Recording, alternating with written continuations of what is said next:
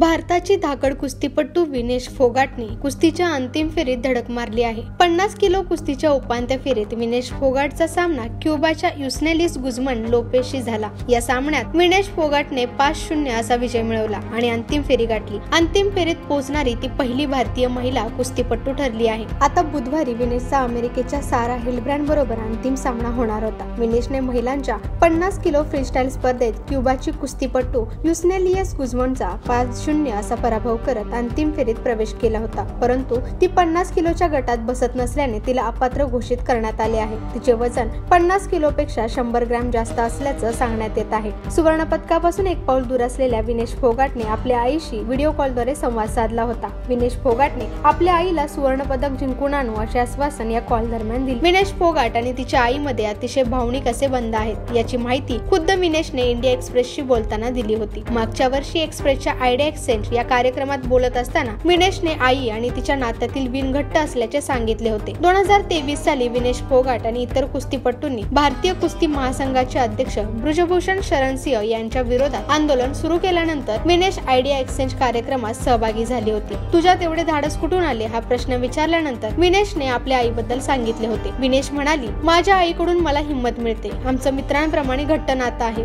आम्ही दोघी एकमेकांना सर्व सांगतो. ती 32 वर्षाची असताना विधवा झाली.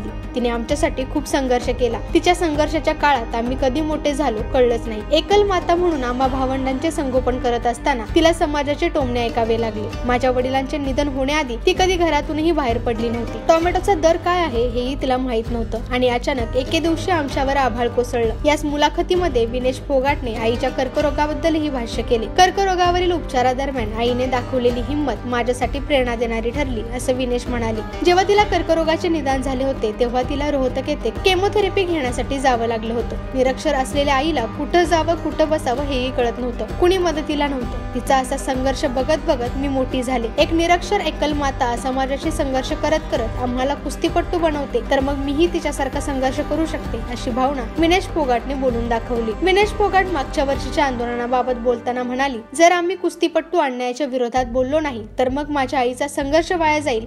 आम्ही पदक जिंकलोच पण जर ही लढाई जिंकलो तर माझ्या आईला अधिक आनंद होईल.